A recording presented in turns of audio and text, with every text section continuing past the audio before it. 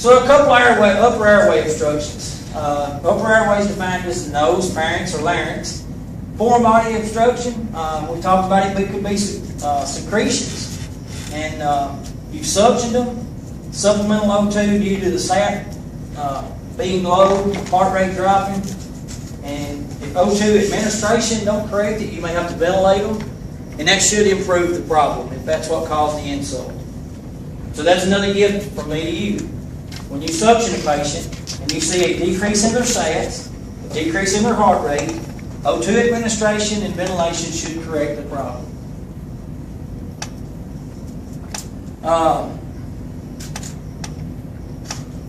If you walk into a room and you suspect the patient is having an allergic reaction and you hear the barking type cough, even if you suspect it being allergic reaction, what medicine would you want to give for allergic reaction? The IM medicine. Epi-IM is going to be your medicine of choice for allergic reaction that affects the airway. So if you suspect an allergic reaction and it affects the airway, you want to treat that with Epi. Now, I don't want you to confuse every allergic reaction patient you guys are going to encounter is not going to get Epi. IM Epi. And it's very important you understand the difference between IM Epi and IV Epi. They're two totally separate concentrations of medicines. If you give IM Epi, IV, without diluting it down, your patient's going to have cerebral hemorrhage, they're going to die, and their heart rate's going to jack up to about 300 just before their heart decides it's giving out. So, knowing the difference between 1 to 1,000 Epi, which is an IM medicine, and 1 to 10,000, they're diluted dramatically different. So IM Epi is appropriate for allergic reaction that affects the airway.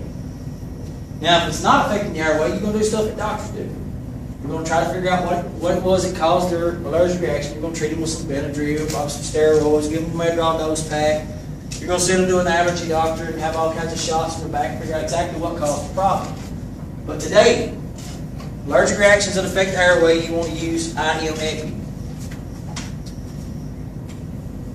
So another upper airway thing, you may see, how many of you remember a while ago we talked about the hoarseness of the voice, presence of a seal-like cough.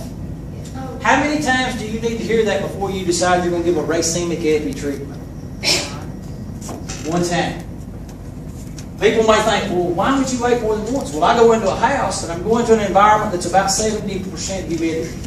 And the kid's in the house and he's doing the seal bark cough. I walk out in the night air to about 90% humidity and he quits. Oh, well, I got to give racemic Epi. Well, then I get in the ER, we're going back to a controlled humidity, they're going to be barking again. So if you hear the seal bark once, you can give the racemic Epi. Now, I will tell you from experience, you don't want to sit close to the kids and exhale the mist that comes out of the little cool dragon mask or the T-piece nebulizer because the healthcare provider will most likely experience tachycardia. It's very unsettling. So the gift I want you to realize is that if you have to give nebulized Epi, you want to give it immediately when you hear the seal bark. Even if the seal bark is relative to an allergic reaction.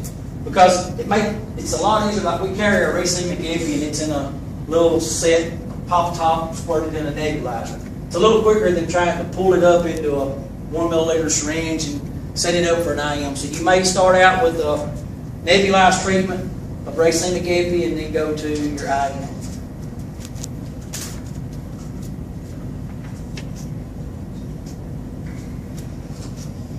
Lower airway obstruction.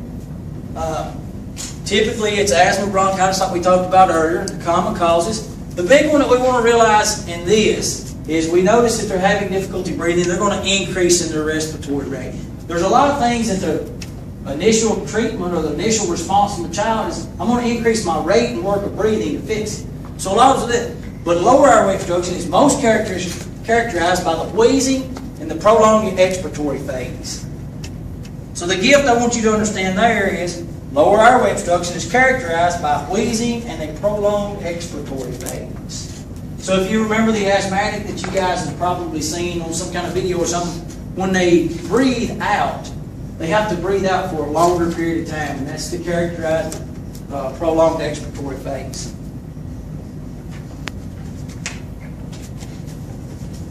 Lung tissue disease, characterized most by decreased oxygen saturation, but remember, we're not always going to be able to count on our oxygen sat to give us a real clue. But your pulse oximetry is not going to be as accurate. But whenever you guys see a test question later on, the gift I want you to understand is decreased oxygen saturation is the most characteristic by your lung tissue disease.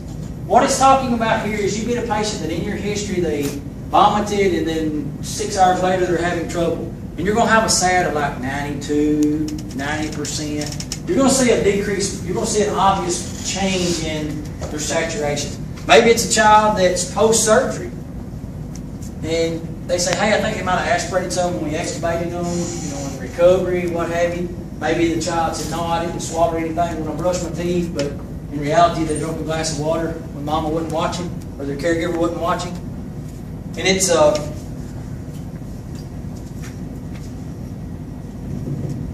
that's one of your major characteristics in it is because remember, your pneumonia patient is not critical to the point that their body's having to shunt blood and all that stuff. They're still doing well. They still look good, but you might see a low SAT. And probably from you guys' standpoint, when you do a chest X-ray, you're going to see something and say, ooh, wow, look at that.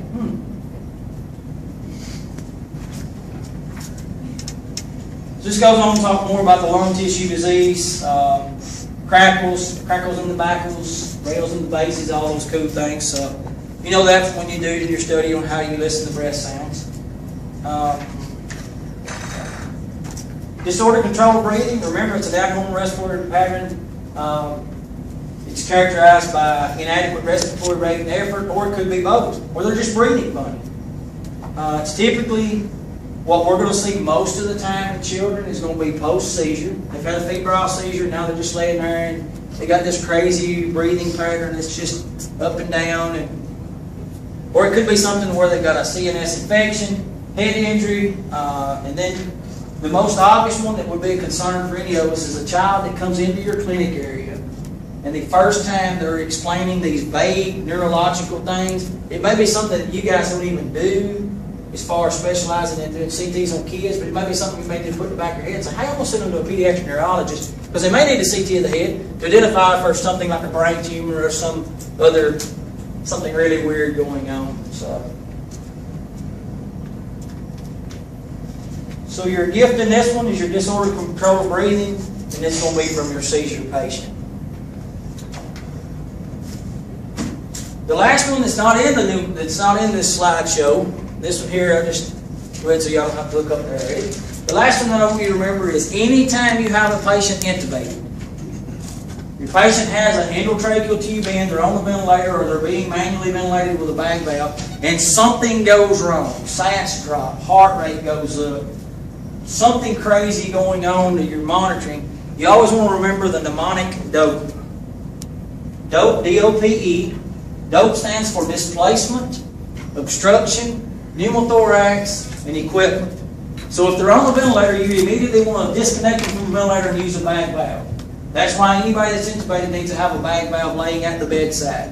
If there's a misadventure, the easiest thing to do is take the equipment out of the problem. Disconnect the vent, hook the bag valve to it, check, rule out your equipment first. You can also feel an obstruction with it. When you begin to bag them, you can feel if there's a restriction in the amount of pressure that you're having to use to ventilate. The next one is obviously the pneumothorax. By listening to breath sounds, typically the way we're designed, if you have an ET tube that is migrated too deep, you're typically going to intubate the right main stem just by the design. So having absent breath sounds on the left, you may need to look and say, hey, where is that tube at now? How was it marked initially? In my world, I try to write on the tube holder or on their piece of tape at their bedside or something where my mark is at the lips. So if I hand the patient off and they go to CT, they come back, and it's migrated down 2 or 3 centimeters, or come back, it may need to be somebody need to look at it a little closer. And then the other one is displacement. Displacement, the one that you don't want is having it displaced from the trachea into the esophagus. So displacement,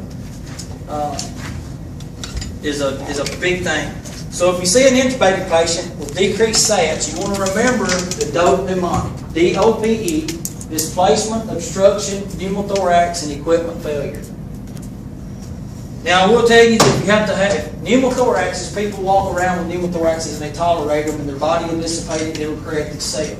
When a pneumothorax is progressive to a tension pneumothorax, you begin to see a decline in your vital signs. You begin to see a decline in the possibility of them living beyond this tension pneumothorax. So when your vital signs begin to fail, and you have to go to the point where you're resorting to do a tension pneumothorax, you're relieving with a needle, which is typically the way we lead. We lead with a needle, and then later on you go in and put a chest tube in. You're going to be doing mid-clavicular, second and third ribs intercostal space. And on an adult, we use 14 really big, long silver swords that we poke through their chest. On a child, big kids, you may have to go with a 14. Smaller child, you can go with an 18 gauge. You're going to be going in, do you hear the air gush out? You want to go in a little bit further, imagine a balloon blown up in a box. You puncture it with your needle. As it goes down, it's going to slip off the IV catheter that you're going to be leaving in. So you want to go in about just a little bit further than when you hear the air first come out. Stabilize it in place. If you get blood out, you want to fold it off and tape it down, because the only time we relieve a hemothorax is in the presence of running blood products. Now I will tell you that in the event you're working a pediatric trauma code, one of the main causes of your H's and T's is tension pneumothorax. If you cannot distinctly say, I've got equal bilateral breath sounds, one way to immediately fix it is to put needles in both chests. When we're doing trauma codes, that should be one of the very first things that happens on the scene. That's the only thing I can fix immediately, if that's the reason for the trauma code. Outside of that, you're going to go to something that takes a little bit of time. Fluid resuscitation, oxygen resuscitation, and then on to the point where you actually have to go in and fix what's causing your problem. Does anyone have any questions about airway stuff? I hope that you got out of it what's intended. There were several gifts that we gave you that I hope you take note of. Remember, read your questions carefully tomorrow when you take your test. If there's anything in the airway that's confusing to you, don't answer that question, take a beating over it. Holler at one of the instructors and say, hey, you confused me with this, can you clarify for my testing purpose? Because we want you to leave here feeling that you've gained as much knowledge as you possibly can. All right? Thank you all much. Thank you.